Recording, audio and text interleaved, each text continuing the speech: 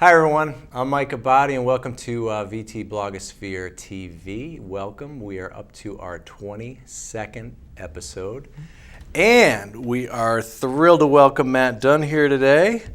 Thanks to be here. Thanks for getting here on a very beautiful St. Patrick's Day. It's gorgeous. Yeah, it's nice gorgeous. state, huh? Absolutely, absolutely. Matt is presently the manager of community affairs for this little company called Google you may have heard of, and he has been a state legislator, both a rep and a senator from Windsor. You live in Heartland right now. That's right. And federal executive experience with AmeriCorps Vista, and is interested in being your next governor, the next Democratic governor of Vermont. So great to have you on. Good to be here. And you definitely are what we call tech savvy. And I'd like to give you the opportunity to talk about how your campaign's seeing the internet and showcase your website a little bit and just share a little bit about that virtual world we all sometimes live in. Sure, happy to. I had the good pleasure of starting in Vermont in my career doing high-tech marketing, and actually was marketing director for a software company called Logic Associates down in Wilder, Vermont while I was in the House. Okay. And helped grow it to $18.5 million in sales and nice. Must have employed some people. 120. Yep, nice. In Wilder, Vermont. Excellent. And it was a good experience because I'm not a computer scientist. I can't write code, but it started to give me a perspective on what the potential was on technology and the growth that was possible there. Sure. And what was also exciting was to see that we could compete in the global marketplace in technology from someplace like Wilder, Vermont. And when I went to the AmeriCorps Vista program, I was asked to transform it, turn it into something ready for the 21st century. And one of the major things we did as part of the reorganization is move a lot of the recruiting online, and then also do a lot of work with technology to reach out to alumni. It was a 35-year-old program. Okay. Lots of people who had gone through it who were excited to get back engaged.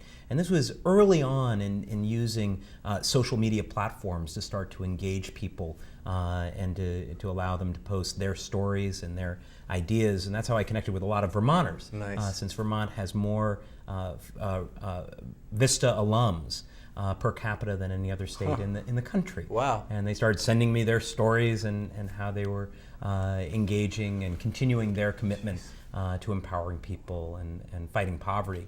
And then when I ran for the Senate, we actually did online fundraising. This was pre even Howard Dean transforming the way we do politics altogether. On the national level, right? And found that to be a successful and low-cost way to be able to reach out to people and have them engage with small donations. And then more recently have had the good fortune to be working for a company like Google, heading up their community affairs, helping them to understand how to be good corporate citizens. Right. As I launched this campaign, what all that meant was that I had people who were supporting me. In fact, many of them were individuals who convinced me to get into this race, who know a lot about the online world. And so the first website that many people may have seen was one that was built completely by volunteers, by individuals using open source technology that's out there to load photographs and bring a variety of different ways of communicating with the campaign online.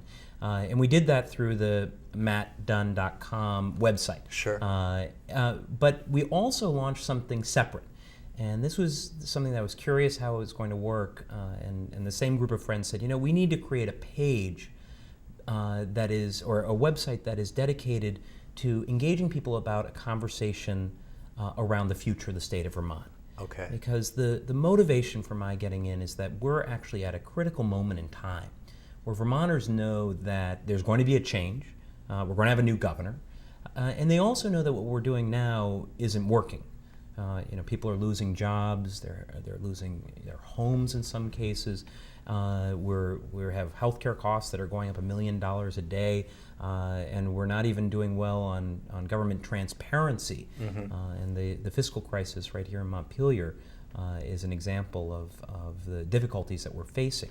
And so they were excited because this was an opportunity to talk about what Vermont could be, and to have some aspirations and use the web to invite people to share what their ideas are for how to move us forward, and then to discuss those ideas. So we created this website called VermontFuture.org, and I encourage, it's up, it's running today. I encourage folks to take a look at it because it allowed people to post their ideas, to vote on them, so you could see what the priority was of the people who were visiting the site.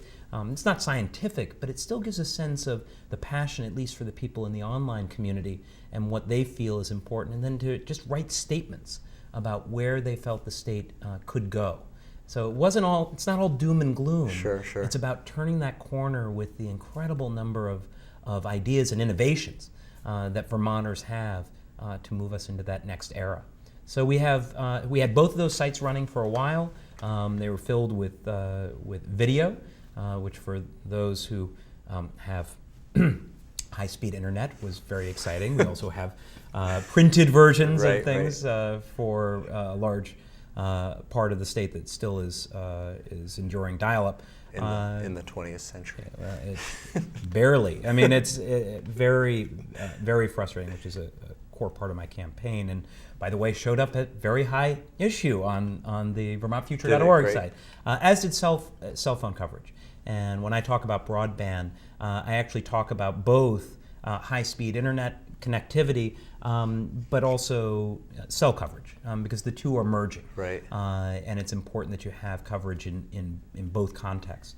But then more recently, we did some improvements to the website. We got lots and lots of feedback from people about what worked, what they didn't think worked or was not a good part of it. And we just launched at mattdunne.com a fresh new website that has, again, the kind of open source structure so that we can scale it. We have actually my Twitter feed goes directly onto it. So as I update what the news is from the campaign trail, it shows up there on the website. Same with the updates that we put on Facebook, and it allows people to be able to share the website, to see photos, to learn about my background, where I'm from, but also to post their own testimonials, to be able to say if they are supporting me, why on earth they would support me in this race.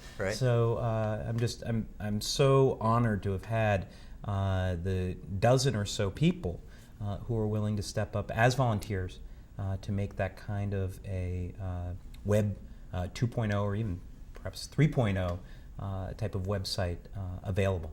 Great. And then VermontFutures.org is more of a straight issues site. Is that fair to say? Exactly. I mean, you wouldn't go to contribute to the Matt Dunne campaign on Vermont issues. No, you can link. I mean, you can link to my website, and I certainly don't try to pretend we have nothing to do with it. But it's meant to be an open forum, and people are able to comment on things. And even if it's critical of my issues, as long as it's not profane, we'll post it up there because I believe that democracy on the web works. It's one of the principles at Google. It's one of the principles of the open source world. And I think it's important that we embrace that. And so we wanted to make a forum that people could participate in just that way. I also invite other candidates to participate in it as well. And they're welcome to put up their ideas, their thoughts. They can sign their name. It's meant to be a place that we can use and will be a type of platform, whether it's that platform or something more robust, well beyond the election and when we're trying to move our state forward.